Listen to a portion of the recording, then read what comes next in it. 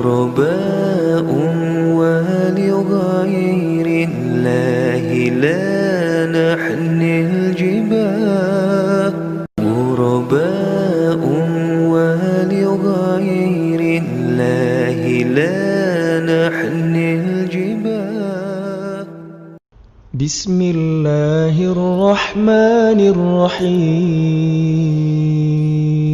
Kalau Anda bisa menghafal Quran, benar menghafalnya, masuk surga tidak? Kalau Anda tidak tahu masuk atau tidak, bagaimana kita bisa punya motivasi untuk menghafal? Perhatikan, saya katakan kepada Anda, Allah berjanji dalam Al-Quran. Allah berjanji bahwa orang yang benar menghafal Qurannya, benar menghafal, nanti benar itu bisa mengamalkan isinya, benar menghafalnya, maka bukan hanya masuk surga, Allah akan hiasi dia ketika masuk surga dengan perhiasan yang membedakan dengan yang bukan menghafal Quran. Demi Allah saya katakan, berusaha menghafal Quran, karena Anda akan mendapatkan hal yang berbeda saat Anda masuk surga insya Allah. Janjinya dari Quran surah ke-35 Fatir ayat ke-33, paling kiri sebelah atas. Jannatu adnin yadkhulunaha. Awas, ada golongan para penghafal Quran yang masuk ke dalam surga Aden. Yang paling indah di dalamnya, awas, lihat baik-baik. Di dalamnya yuhallawna fiha min asawir. Mereka akan dihiasi dengan perhiasan-perhiasan yang sangat indah di dalamnya. Nanti tafsirnya ada di At-Tirmidzi nomor hadis 2915. Ketika seorang penghafal akan diminta naik ke surga, Masya Allah, maka nanti ada firman yang mengatakan, waqar, saat Anda naik ke surga, bacakan bacaan Quranmu yang biasa engkau bacakan saat di dunia. Setiap dibaca, naik. Setiap baca, naik. Tiba-tiba Qurannya mengatakan, ya Allah, lihat baik-baik, Allahumma halli, ya Allah, sebelum naik dia ke surga, hiasi dulu dia. Bedakan dengan yang bukan penghafal. Fayulbasu ilaihi tajul karamah, maka dipakaikan di kepalanya mahkota kehormatan.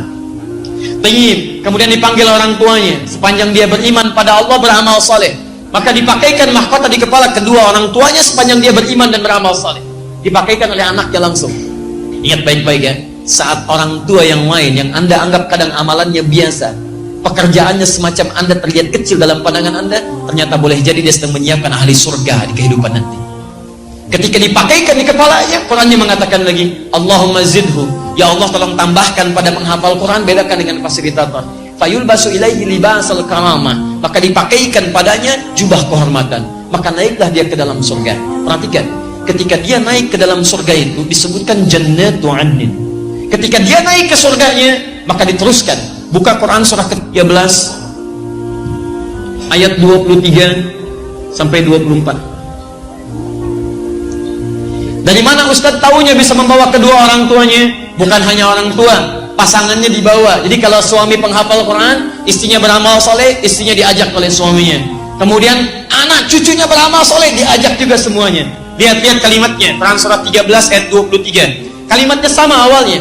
Jannatu adnin yadkhulunaha wa man salaha min abaihim wa azwajihim wa dzurriyyatihim. Ada ayat ini?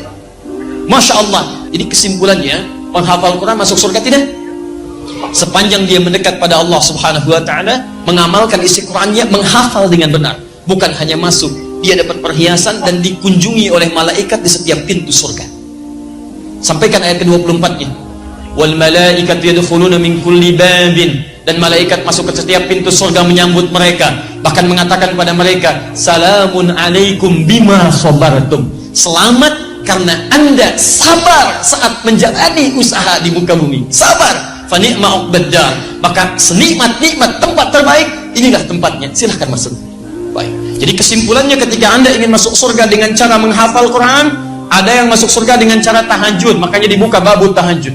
Ada yang ingin masuk surga dengan berpuasa, makanya dibuka pintu ar-rayyan, pintu orang puasa. Jadi ketika nanti Anda di akhirat, Anda dipanggil, hei ahli puasa, pintunya manggil ar-rayyan. Di begitu masuk, ughliqat, ditutup. Ughliqa itu bukan ghallaqa, jadi ada aghlaqa, ada ghallaqa, beda. Kalau ghallaqa, nutupnya pelan-pelan, sehingga masih bisa ngintip. Perhatikan baik-baik. Ughliqat, ditutup. Kalau aghlaqa pakai hamzah itu seketika, tutup. Begitu ahli puasa masuk ke pintu surga, masuk semuanya, tutup seketika, tutupnya kencang. Jadi tidak ada kesempatan orang untuk mengintip. Ada apa sih? Babu tahajud, ahli tahajud masuk, ahli tahajud, ahli Quran punya pintu sendiri. Ayo siapkan, Anda harus punya cita-cita. Saya mau masuk surga dari pintu ini. Dawangkan amalannya di dunia. Anda harus punya cita-cita, teman-teman. Yang paling hebat adalah orang yang diperebutkan oleh semua pintu itu. Semua pintu mengatakan, dan nanti Abu Bakar As-Siddiq radhiyallahu taala anhu berusaha bermohon kepada Allah dengan kalimat-kalimat Nabi, meminta isyarat. Ya Rasulullah, adakah yang bisa masuk dari semua pintu itu? Kata Nabi, saya bermohon kepada Allah supaya engkau menjadi bagian darinya. Dan berita baiknya, ahli Quran itu salah satunya akan diperebutkan oleh pintu-pintu itu. Karena ahli Quran, dia pasti rajin tahajud. Ahli Quran, dia pasti rajin buat. Ahli Quran yang benar, dia pasti rajin sedekah. Anda belum jadi ahli Quran yang terbaik kalau belum bisa mewujudkan pintu-pintu yang dimaksudkan tadi. Mustahil ada ahli Quran meninggalkan tahajud, mustahil. Mustahil ada ahli Quran tidak senang dengan puasa sunnah. Mustahil ada ahli Quran tidak senang dengan sedekah.